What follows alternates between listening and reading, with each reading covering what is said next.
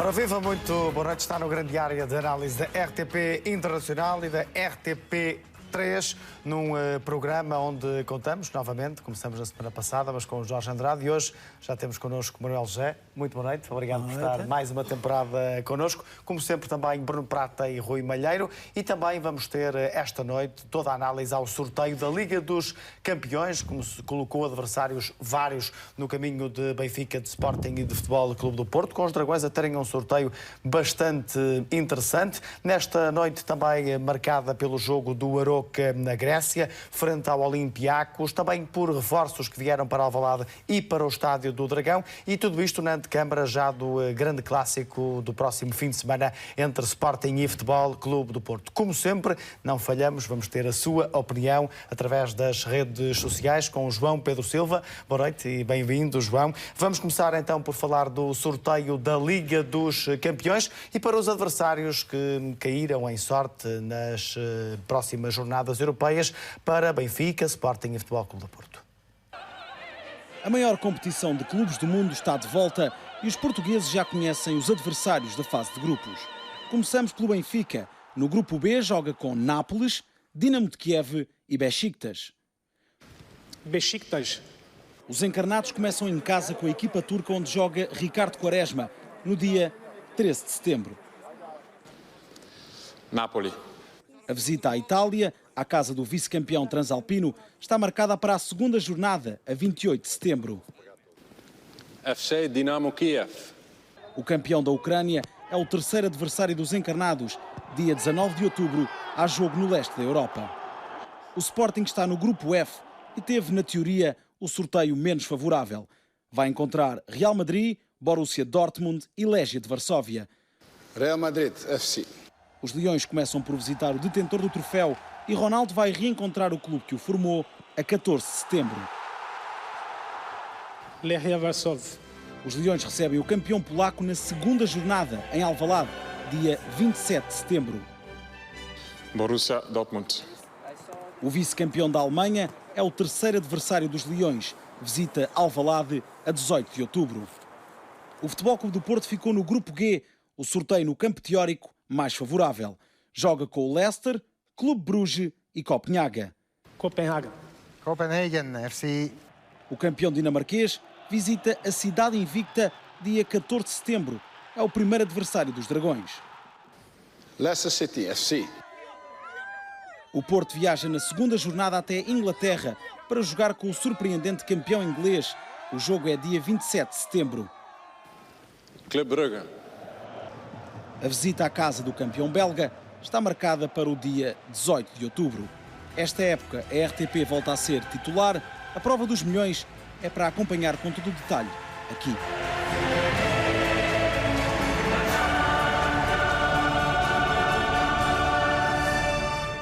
Liga dos Campeões, como sempre, na RTP, com grandes jogos em perspectiva. Manuel, já olhando para este sorteio, na teoria, e eu acredito até talvez na prática, ou a prática irá mostrar isso, o Porto teve de facto adversários que não são sequer muito comuns poderem estar todos juntos no mesmo grupo na Liga dos Campeões. Foi um sorteio muito recheado de sorte para o Porto? Sorteio é sorteio, não podem dizer que é sorte, mas as bolinhas quando rolam, a não ser que alguém as aqueça ou as arrefeça, quando calha, pronto, digamos que sim, que é de facto um grupo equilibrado, com algumas vedetas, porque temos aqui célebre, esta equipa é célebre, o Leicester, depois de ter ganho, Exato, claro. ter ganho o campeonato da Inglaterra, o seu treinador Claudio Ranieri virou estrela do futebol mundial, do mundial também. O Clube Bruges suponho que será o Michel Perdomo o treinador ainda. Correto. Não sei se continua, não é? Vocês é que sabem que são jornalistas, não sou eu. Eu só fiz praia. E o Copenhagen que é... Mas joguei a bola todos os dias. Que é uma equipa perfeitamente assim. Acho que sim. E ainda por cima, com aquilo que pode, no plano teórico, ser uma vantagem na medida em que tem 2 jogos seguidos fora. Na primeira volta, chamemos assim, portanto vai ter depois 2 jogos seguidos em casa, pode-lhe dar vantagem. É evidente que o Porto que se deseja para esta qualificação para os oitavos de final tem que ser um Porto de Roma, não é? E se os outros forem expulsos também, o Porto agradece. mas não é verdade que o Porto não ganhou só por isso, ganhou porque soube ganhar. E, portanto, acho que é de facto o Benfica, o grupo do Benfica também não é um grupo muito forte. O Nápoles é, de facto, é uma boa equipa, disputou o campeonato durante algum tempo com o primeiro lugar com a Juventus e depois afastou-se, ainda ficou uma distância grande, perdeu o seu grande goleador, que foi sempre um bom jogador só e não um grande goleador, e curiosamente num país que privilegia as ações de ordem defensiva, ele foi o melhor marcador do campeonato disparado em relação aos outros e que agora foi para a Juventus. Perdeu um jogador importante porque às vezes já falámos aqui várias vezes que o Sporting, se perder o Slimani, é uma perda irreparável, porque é muito difícil encontrar gente que marque golos com facilidade. E, portanto, é uma baixa importante para o Nápoles. E depois, o Dinamo de Kiev e o Besiktas são equipas difíceis, mas são equipas acessíveis em relação ao Benfica. Mas principalmente fora de casa serão adversários complicados. Fora de curso, bem complicadas. Mas bem pior está o Sporting, não é? Está o Sporting, mas pronto, o futebol, como eu costumo dizer, o futebol é momento, e no momento tudo pode acontecer, no momento de transcendência. Já fomos campeões europeus de sub-20 enfim, de sénior, chamemos-lhe assim, e por que não acreditar que o Sporting é capaz de se qualificar. Mas este é o Porto, que é o que me perguntou. Acho que tem um grupo perfeitamente acessível, em que o Porto, com o melhor Porto, e agora já reforçado, com os jogadores que chegaram, e outros que não sei se chegarão até ao final do mês, pode perfeitamente qualificar-se. O Sporting pode sonhar com a qualificação, mas é pouco mais do que um sonho. Parece-lhe que um grande Sporting pode bater-se com o Dortmund e com o Real Madrid, que são talvez duas das melhores equipas europeias. O futebol, que eu já disse várias vezes, eu sou benfiquista. O resto é conversa. Mas se o Benfica, como já disse, de perder, não me atira água. Nem forma, só se a água for boa, está a 27 graus lá em Monte Gordo, que é um espetáculo. E portanto, mas é verdade que quer dizer, isto não é um sonho, isto é um pesadelo. Claro. Não é? Ter o Real Madrid e ter o Borussia Dortmund, o Legia Varsóvia, pronto, é perfeitamente... Abre boas perspectivas do Sporting poder qualificar-se para a Liga Europa, caso não consiga os oitavos de final. final. Não é mau, porque cada vez que o Jesus é eliminado da Liga dos Campeões, vai à final da Liga Europa.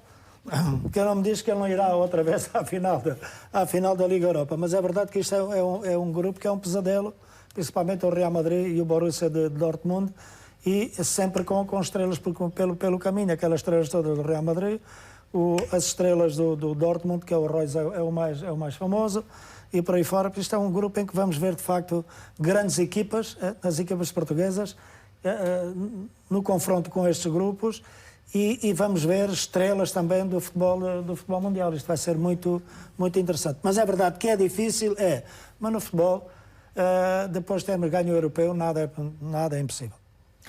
Bruno, como é que achas que o Sporting tem de abordar os jogos, particularmente já o primeiro, aquele que se avizinha já em setembro, que é fora, ainda por cima, e com o Real Madrid?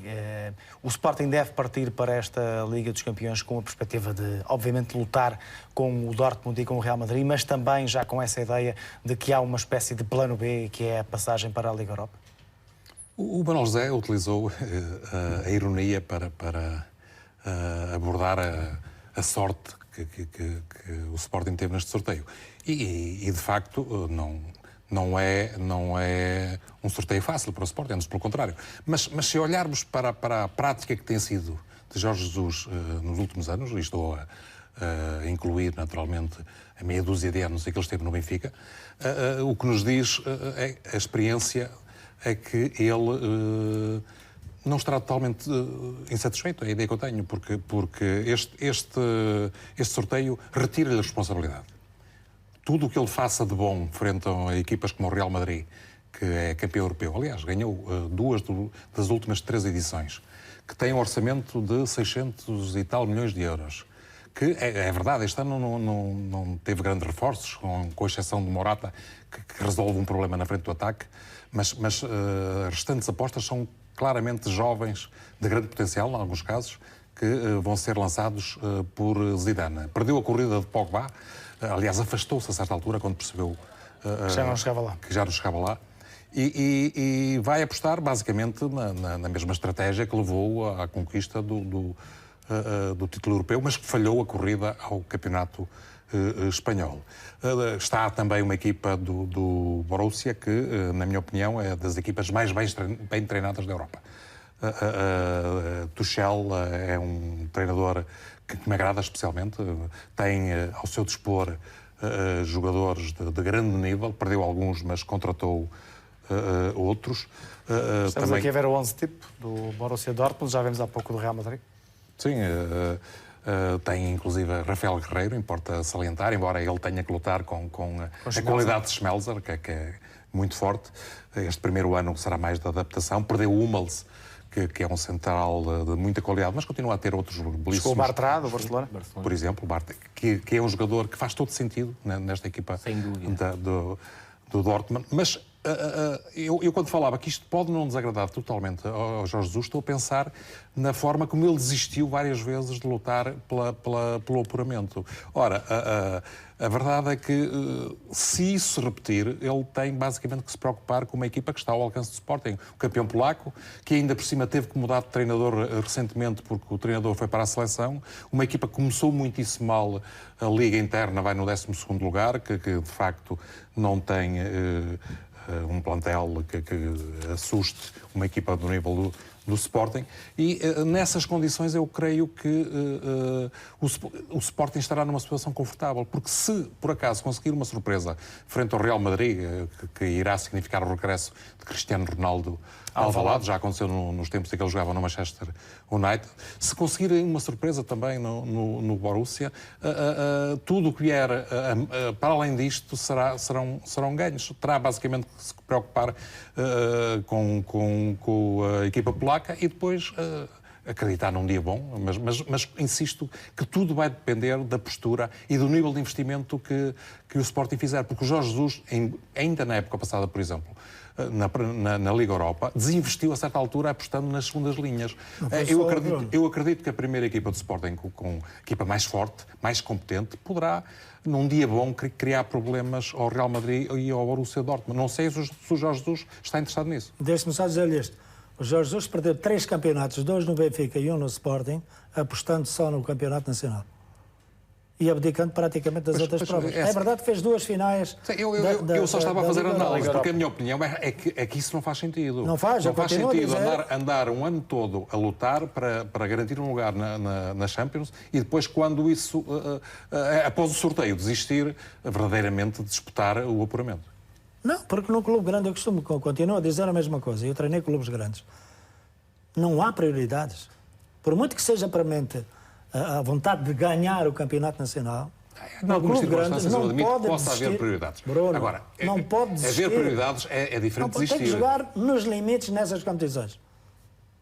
Um clube grande tem, porque depois a pressão que se meteu em cima dos jogadores do Benfica naqueles 2 campeonatos que se perderam, e a época passada, uma equipa como o Sporting com 7 pontos de avanço em relação ao Benfica, e o Benfica acaba por ganhar-lhe 9 pontos, aquilo foi a pressão tremenda que se meteu em cima dos jogadores do Sporting, que ficaram só com uma prova para jogar. Acresce que este ano ele tem ainda mais soluções. Se refletem no resultado. Tem claramente possibilidades de fazer uma boa gestão e inteligente que lhe permita ir rodando, não de forma radical, mas isso toda a gente faz, basicamente, ir rodando e mantendo a equipa suficientemente competitiva nas mais diversas provas. Não é rodando como ele fez. Claro. Que mudava praticamente meia equipa. E quando se muda praticamente meia equipa, as rotinas desaparecem. Imediatamente, os automatismos desaparecem. Eu quando dizia há bocado que eu sou benfiquista, mas o futebol que eu mais gosto nas equipas portuguesas é do Sporting, do Jorge Jesus. E acho que este Dortmund até é parecido com o Sporting a jogar, da forma das transições que têm, a velocidade com que saem, a pressão que fazem. E portanto, o Sporting, se encarar a sério, é um adversário difícil para estas equipas, sabendo o potencial de todos que eles têm. E, portanto, partimos do princípio, como eu disse há pouco, que a seleção, a partir como outsider, se calhar, se não tivessem alargado para o terceiro classificado, nem nos tínhamos qualificado, e acabámos por ser campeões. Porque acreditaram que era capaz. Agora é preciso acreditar e é preciso jogar com um nível de exigência igual àquele que se tem no Campeonato Nacional. Rui, em relação ao Benfica, temos 3 equipas com perfil diferente. Claramente o Nápoles, que é mais forte, Sim, sem dúvida era nenhuma. o adversário mais destes 3 que o Benfica vai defrontar, o mais temível, mas aí com um ponto em comum que será o facto de, fora de casa, serem 3 jogos, em teoria, difíceis para o Benfica, 3 terrenos complicados. Sim, são ambientes muito complicados e depois também é tal questão, o Benfica começa em casa com o Besiktas, mas depois tens 2 jogos consecutivos fora. O primeiro é em Nápoles e depois vai jogar a Kiev. A Kiev. Portanto, é um início Kiev de em sequência... outubro, portanto, não é uma altura má para jogar. Não, poderia ser pior. Sim. Mas a verdade é que coloca alguma pressão logo sobre o jogo inaugural frente ao Besiktas, porque depois são 2 deslocações, sabendo-se que é mais difícil de todas, acaba por acontecer à segunda jornada, que é em Nápoles. Do grupo do Benfica, aquilo que me parece é que o Nápoles é favorito. Eu creio que o Nápoles tem uma equipa do mesmo nível do Benfica, mas com mais capacidade para criar a diferença, porque há uma ideia de jogo bem clara. O Nápoles tem jogadores que permitem variar, por exemplo, entre o corredor central e os corredores laterais. Portanto, não é um jogo extremamente previsível e preso à vertigem. Tem vertigem, mas tem outro conteúdo e, sobretudo, uma linha defensiva, um trabalho defensivo absolutamente notável. É um dos melhores treinadores do mundo, Maurizio Sarri, no trabalho de organização defensiva. Depois, em relação ao Dinamo de Kiev e ao Besiktas, são equipas, do meu ponto de vista, inferiores ao Benfica. O Dinamo de Kiev perdeu um defesa central extremamente importante, o líder da defesa, o Dragovic, que assinou agora recentemente pelo Leverkusen. É uma equipa que tem debilidades do ponto de vista defensivo. E creio que uma das suas principais armas é a capacidade de desequilíbrio dos 2 extremos, do Yarmolenko. Sendo isso verdade, também o é que o Futebol do Porto na época passada não conseguiu aproveitar essas debilidades. Sim. E acabou por ser afastado nos oitavos de final, precisamente por este Dinamo. E com a curiosidade de, por exemplo, em Kiev, onde o Futebol do Porto acabou por ser superior ao Dinamo, não ter conseguido vencer, empatou na altura. E depois o Besiktas é uma equipa que me parece extremamente dependente das individualidades. A principal individualidade é Ricardo Quaresma. Eu acredito que esta equipa será reforçada ainda até ao final do mercado. Fala-se de Abubakar, por exemplo. Exatamente, Talisca já chegou. Não creio que à partida rouba a titularidade ao Tolgay Arslan, que é o médio mais ofensivo, que é um jogador já bem enquadrado dentro deste Besiktas.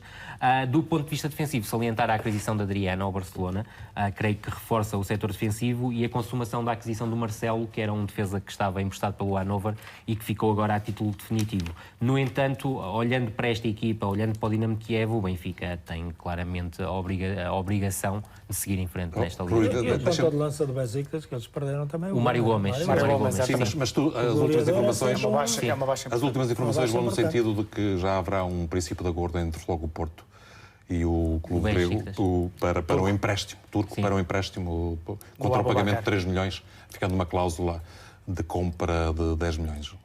Rui, fechando aqui este ciclo de comentários sobre os adversários, e antes temos as primeiras perguntas da noite, nós estamos a falar de um grupo facilitado para o Futebol Clube do Porto, mas não deixa de haver aqui um campeão dinamarquês, campeão belga e, principalmente, um campeão inglês. Não é? Sim, ainda que o campeão inglês não me pareça que vá repetir a façanha, e duvido até que... Não é um tubarão, o que é uma coisa rara, não é o campeão não inglês. É um tubarão, mas é uma equipa com uma forma de jogar bem oleada.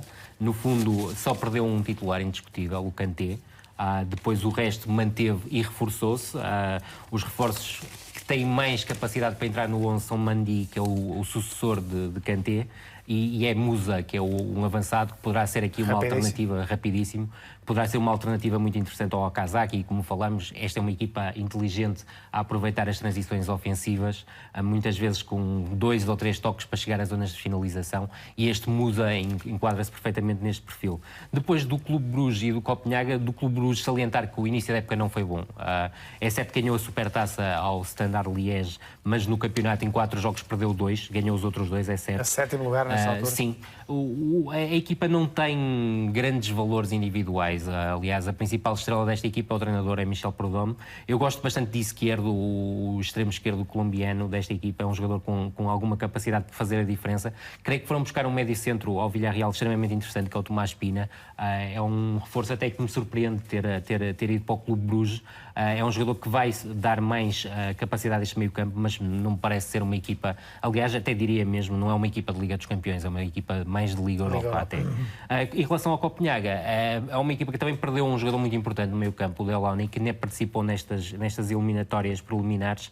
Joga em 4-4-2, é um jogar muito inglês, com muito futebol direto, muita busca dos dois avançados, normalmente Cornelius ou o Pavlovic, que é um reforço contratado, ou o Kukariki da Sérvia, e o Paraguai Santander. Depois do resto, uma defesa, do meu ponto de vista, com algumas lacunas, e o meio-campo, onde o jogador mais conhecido é Kvist, que já não é nenhum menino, bem pelo contrário, e que foram buscar agora este jogador, o Gregus, um jogador do Jablonec, da República Checa.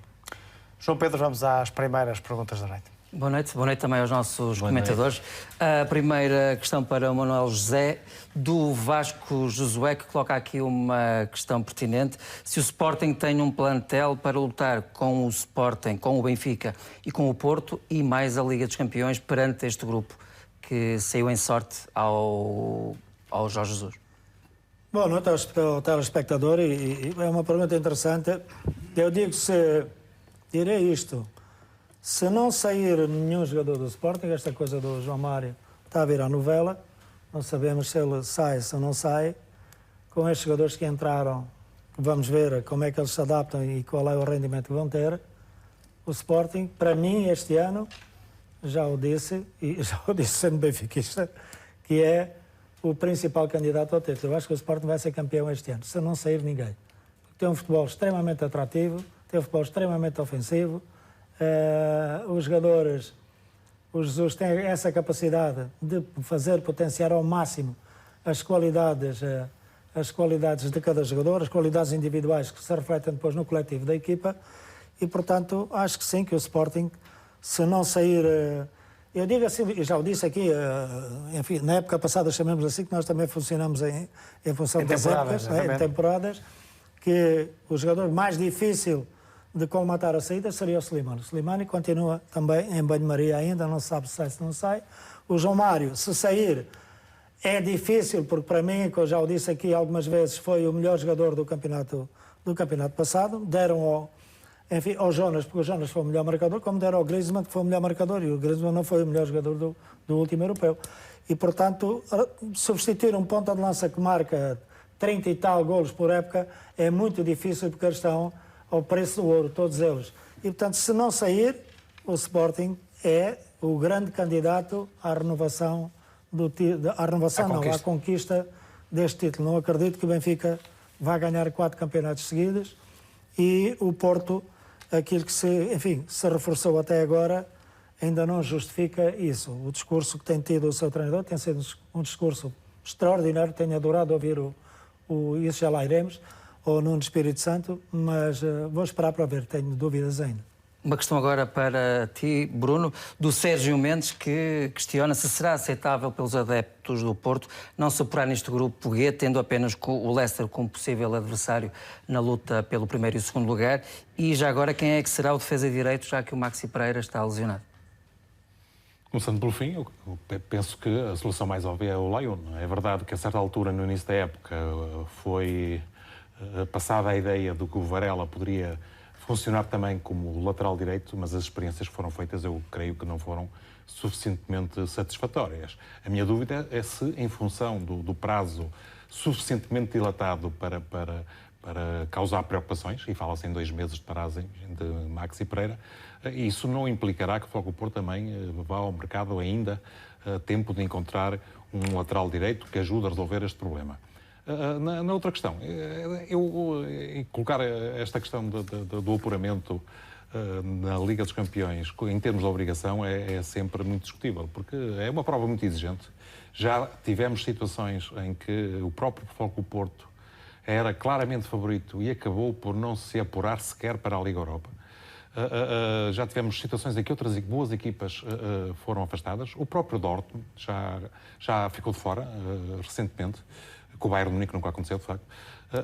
Mas o Futebol do Porto, creio que foi feliz, teve a felicidade que lhe faltou quando do do sorteio do play-off, mas não pode facilitar, tem que ser um Flóculo Porto à imagem daquilo que foi capaz de fazer na Itália, um Flóculo Porto adulto, compenetrado, um Flóculo Porto com uma organização e com uma cultura tática que acabou por surpreender, face até ao pouco trabalho que o Nuno tem tido. E no Porto já foi apresentado o Oliver Torres, um reforço já anunciado há alguns dias, que vai voltar ao Futebol Clube do Porto. O Porto não perdeu tempo a reforçar a equipa após a entrada na Liga dos Campeões. 2 anos depois, Oliver Torres está de regresso ao Dragão. Para já o empréstimo é válido até dezembro de 2017, mas o clube terá ficado com a opção de compra no valor de 20 milhões de euros. Mi idea siempre fue estar aquí. Yo creo que ha sido uno de los mejores momentos de mi etapa deportiva. Conocí una parte de mí que no la había conocido. Disfrutaba, fui feliz y bueno, estoy muy contento, muy feliz por volver a estar en esta casa que la considero como mi casa. He recibido ofertas de otros clubes a los cuales estoy muy agradecido, pero desde un principio yo solo hablé con mi agente para decirle que mi única idea era venir ao Porto. O médio espanhol poderá não ser o único jogador cedido pelo Atlético de Madrid. Diogo Jota deverá regressar a Portugal, depois, no final da época, ter deixado o Paços de Ferreira. Os defesas Diego Reis e Abdoulaye devem voltar a ser emprestados e o clube continua à procura de um defesa central. Outro problema no setor mais recuado é a lesão de Maxi Pereira. O Uruguai foi alvo de uma entrada violenta de Rossi no jogo com a Roma e só aguentou em campo mais 6 minutos. Sofreu uma lesão num tendão do tornozelo e teve de ser operado. Deve ficar cerca de um mês afastado dos relevados. Falha o clássico com o Sporting, o primeiro da época, marcado já para domingo. Maxi falha o clássico, chega ao Futebol Clube do Porto, Oliver Torres. Manuel Geste é um reforço importante para Nuno Espírito Santo, um jogador que ainda por cima já conhece o clube e que o clube também já o conhece. Eu acho que pode ser, de facto, um jogador importante porque há 2 anos foi, de facto, o grande destaque, a grande figura da equipa do Futebol Clube do Porto, foi ele. E pronto, o Jackson Martínez, que era uma inevitabilidade claro, nos anos que esteve no Futebol Clube do Porto. E é um jogador que acrescenta muita qualidade em termos ofensivos ao meio campo de organização de jogo ofensivo do Futebol Clube do Porto.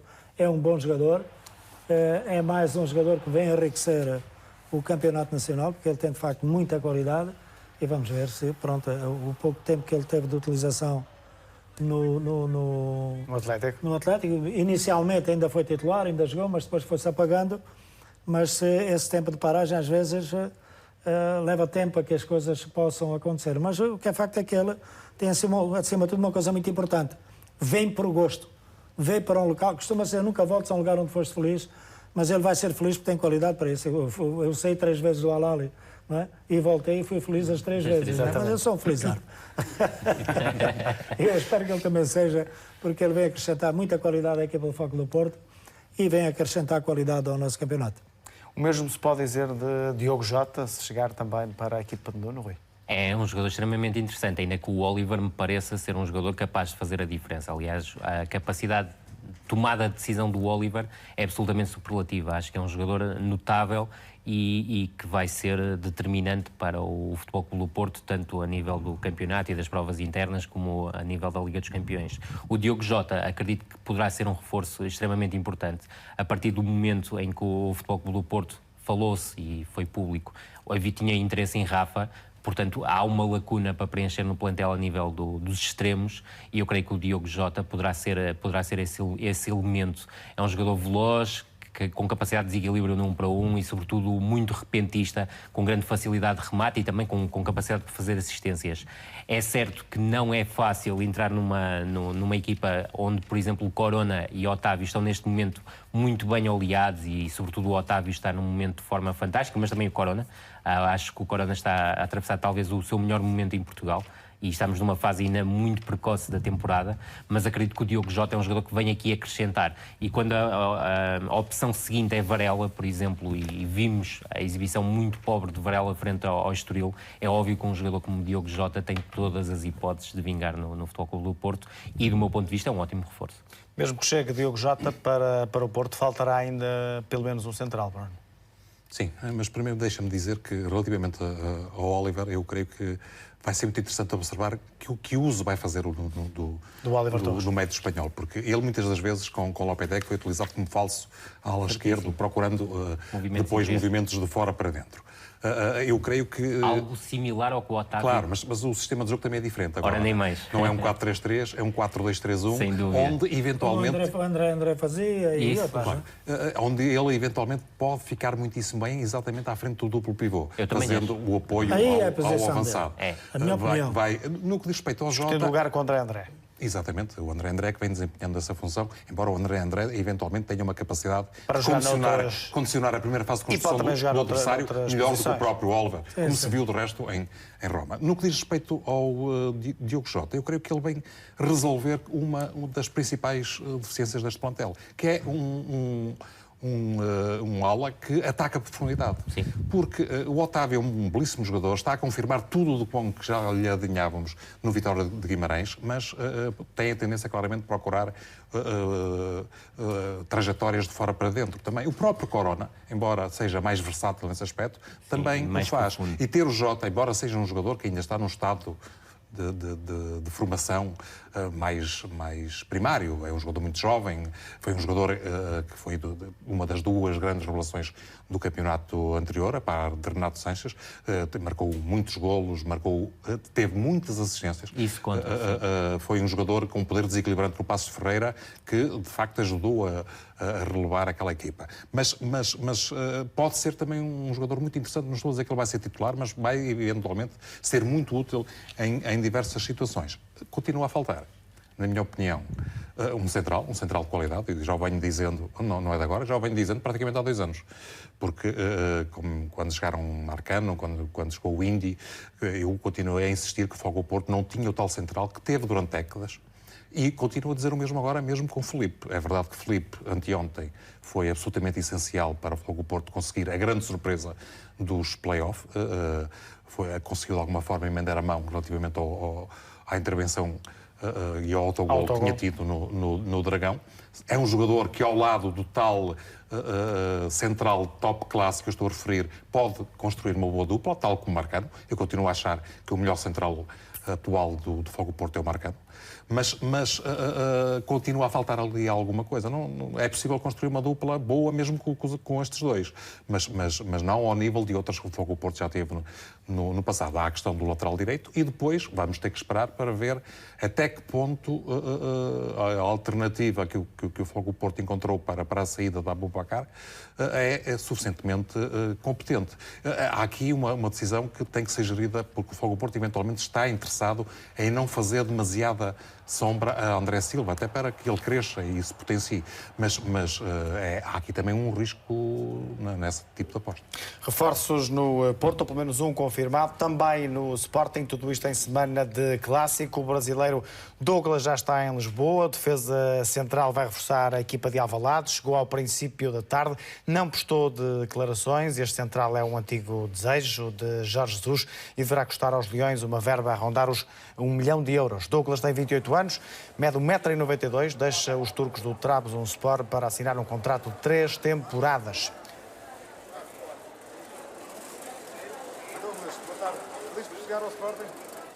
Os Leões apresentaram ainda outro reforço, o avançado brasileiro André Sousa, que veio do Corinthians e que assinou por 3 anos com mais 2 de opção.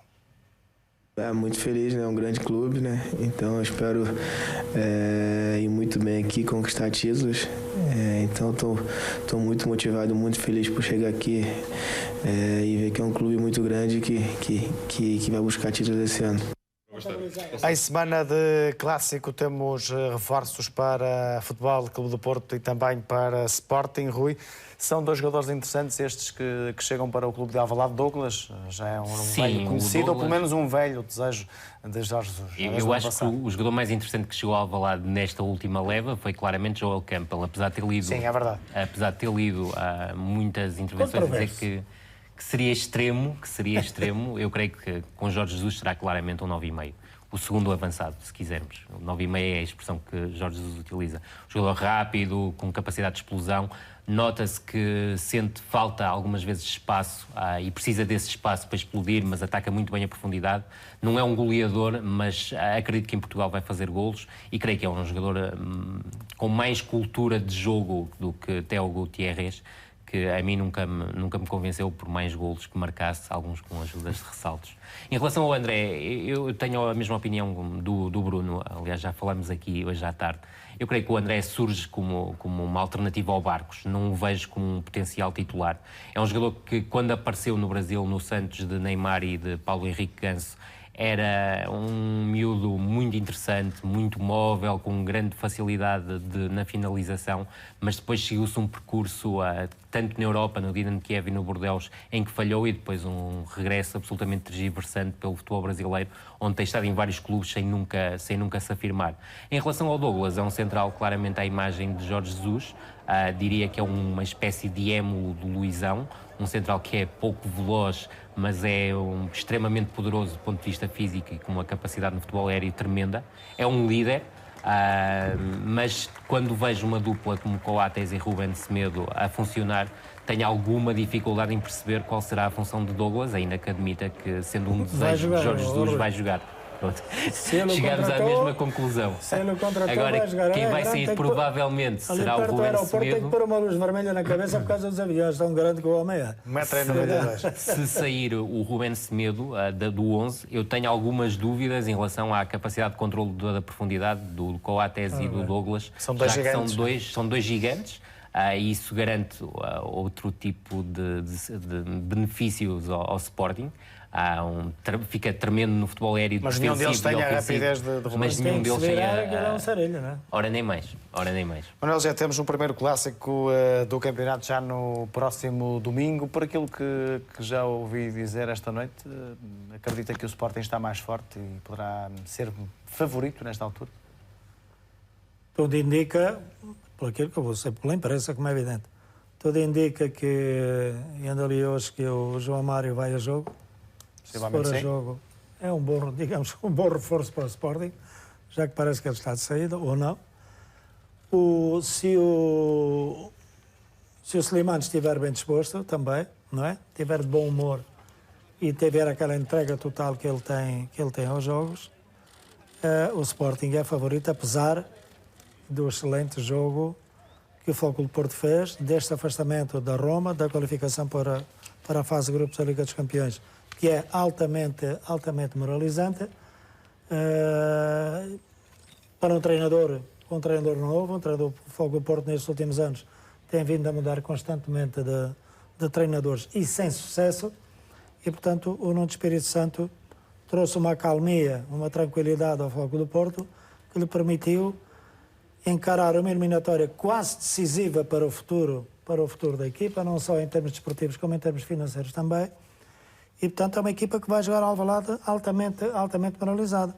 O importante para o futebol é que este clássico apresente, de facto, um futebol de grande qualidade. Por parte do Sporting, não tenho dúvidas nenhumas que o Jesus vai jogar como sempre joga e, portanto, o Sporting vai ser uma equipa pressionante, vai ser uma equipa forte, rápida, agressiva, que vai querer, desde a primeira hora, ganhar o jogo. Estou só curioso de ver qual é a resposta que o Futebol Clube do Porto vai dar. Ainda há pouco o Bruno disse uma coisa importante, mas com a qual eu não concordo muito, que é o seguinte, é que o Porto está a dar tempo ao seu ponta de lança mais jovem, o André Silva, para que ele, enfim, se vá habituando, vá ganhando experiência.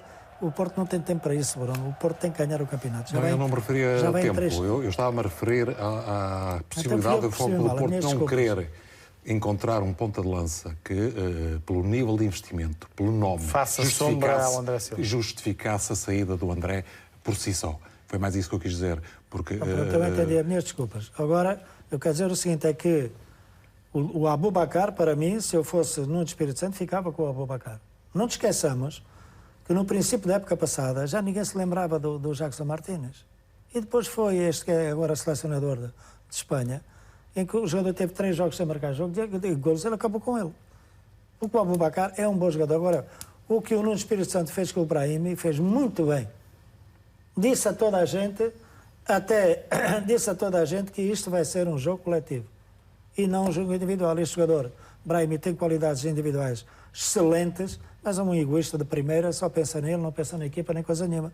E o Nuno Espírito Santo traçou o rumo imediatamente para a equipa do Futebol do Porto. Portanto, é um Porto que vai a Alvalade, altamente moralizado, mas é um Porto ainda a dar os primeiros passos, enquanto que o Sporting já tem o mesmo treinador, a base da equipa mantém-se.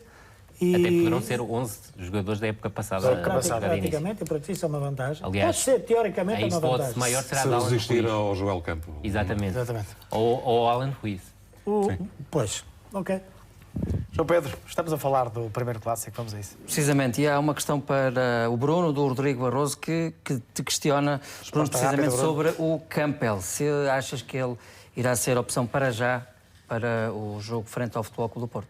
Há essa possibilidade. E que benefícios é que ele pode primeiro trazer dia aqui? de treino, o Sporting tinha um jogo agendado com a equipa B, ou seja, com os suplentes da equipa B, porque a equipa B estava em estágio, e ele foi lançado de imediato, sendo testado, quer na tal posição de 9,5, quer sobre o corredor direito. Mais do que isso, ele foi utilizado com frequência nesta pré-época pelo Arsenal. Fez 4 jogos, marcou 3 golos, inclusive.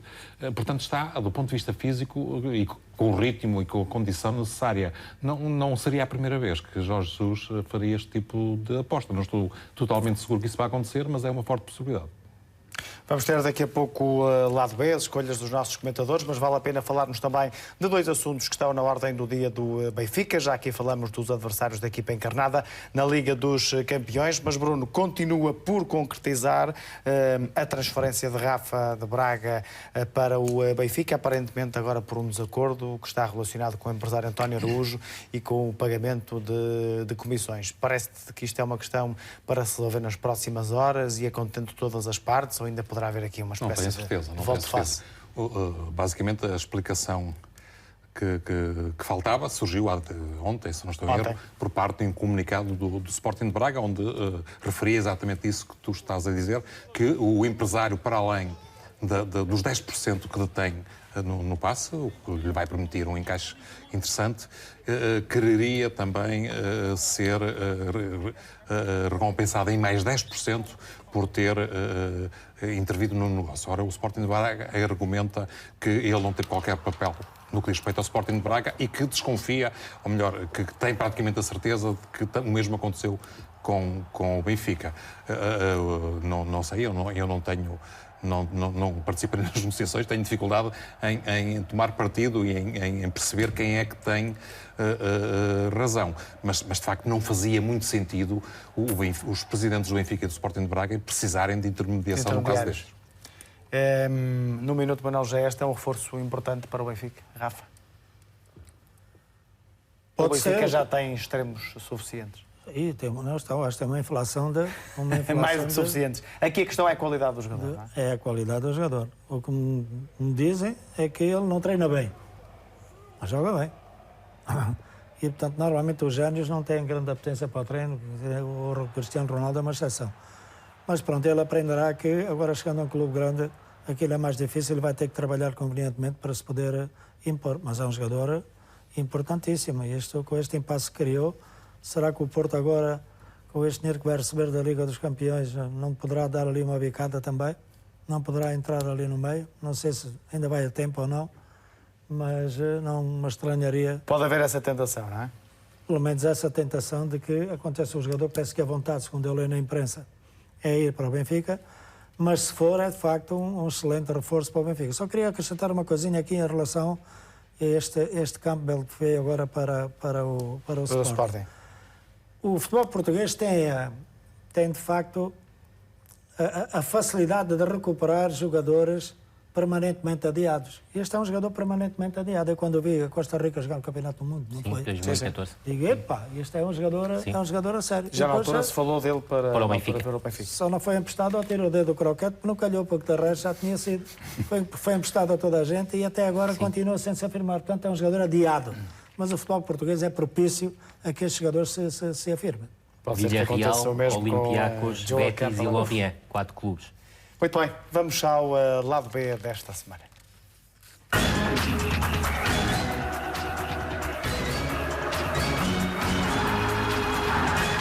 E neste regresso, a escolha começa por ser a de Manuel José. Por mim. Pronto. Por mim é o fácil, para toda a gente agora, elogiar o Fogo do Porto. É um lado B que é quase um lado A hoje, não é? Pois, o Nuno Espírito Santo é o meu lado B. E escolhi-o porquê? Porque, primeiro, demarcou território imediatamente quando afastou praticamente o Brahim e o Aboubakar. O Aboubakar, quanto a mim, acho que não muito bem, já o disse há pouco. Mas o Brahim acho que fez muito bem. E de resto, se nós olharmos para as conferências de imprensa, para as entrevistas do Nuno Espírito Santo, sabendo que tinha ter uma eliminatória, quando lhe calhou a Roma, extremamente difícil, em que não augurava nada de bom para ele no presente e que poderia, enfim, marcar um futuro muito incerto para ele e para a equipa, e olhando para o passado recente dos treinadores que passaram pelo Fogo do Porto. O Fogo do Porto, eu costumo dizer que em 30 anos quem treinasse o Fogo do Porto era campeão. Agora no Fogo do Porto, nos últimos anos, quem treina o Porto sujeita-se a ser despedido. E, portanto, o discurso dele foi um discurso sempre tranquilo, sereno, confiante. Passou sempre uma mensagem, mesmo depois de ter empatado aqui com a Roma 1-1, e que, portanto, o Porto já estava eliminado, na cabeça de praticamente quase toda a gente. O discurso dele foi um discurso perfeitamente equilibrado, transmitiu aos jogadores uma serenidade, uma confiança, que acho que nem os próprios jogadores estavam à espera, e aquilo surtiu efeito. Os jogadores sentiram isso. Disse que ia para lá para ganhar, e foi. Mas a gente olha para a cara do Nuno, e o discurso que ele passou, a serenidade com que passou, a tranquilidade e a confiança com que o passou, teve um efeito extremamente positivo na forma como o Fogo do Porto jogou, e que teve o seu prémio justo, foi a qualificação. Bruno. O meu lado B para fazer o elogio de um jovem treinador, Pepa. Ele já me tinha chamado a atenção na época passada, no Feirense. Aliás, já passou por aqui. Tanto na Taça de Portugal como no campeonato. Acabou por ser afastado já perto do fim, depois de alguns maus resultados. O Feirense acabou por ser promovido. Segundo, acabou por ser promovido, sim.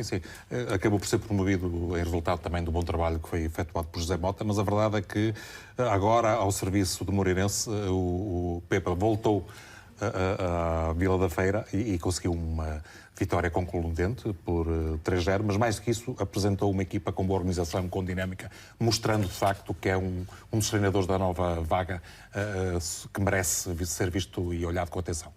Foi a tua escolha? Curiosamente, vai muito na linha do Bruno, já que continua em Moreira de Cónegos, e salientar, sobretudo, um miúdo, Francisco Geraldes. Acho que o Pepa utilizou recentemente numa entrevista uma expressão muito curiosa: só há uma bola e há que a tratar bem. Este miúdo sabe tratar muito bem a bola. E, no jogo que o Bruno se referiu, frente ao Feirense, criou o primeiro golo, fez a assistência para o segundo e marcou o terceiro. É um jogador com uma ótima visão de jogo e qualidade de passe, muito móvel, muito dinâmico, que aparece com grande facilidade em zonas de finalização, em zonas de criação, faz bons últimos passes, tem capacidade de finalização e vale a pena segui-lo, chamando também a atenção que no jogo contra o Feirense, para além de ter sido o melhor em campo, também escapou de forma cirúrgica a uma expulsão. Rui, em 30 segundos íamos tendo uma grande surpresa hoje na Grécia, não é? Sim, e a verdade é que houve, se quisermos, uma meia surpresa, e uma meia surpresa inteiramente justa. Ou seja, o Arouca saiu do jogo dos 90 minutos a ganhar 1-0 e a ganhar bem. Depois, no prolongamento, acabou por o Olympiacos dar a volta ao resultado, mas a verdade é que este Arouca teve uma exibição extremamente bem conseguida. Durante os 90 minutos de jogo foi superior ao Olympiacos, ainda que me pareça que o Arouca viveu, e muito bem, porque faz parte da estratégia de bolas paradas ofensivas, que foi muito inteligente a conquistá-las e, sobretudo, a criar desequilíbrios na organização da defesa de bolas paradas da equipa adversária, e conseguiu com isso ferir o adversário. Rui Malheiro, Manuel José, Bruno Prata, até à próxima semana. João Pedro, obrigado por ter estado connosco esta noite. Voltaremos na próxima quinta-feira para mais uma hora de Futebol Total. Fique com a RTP3, boa noite, até breve.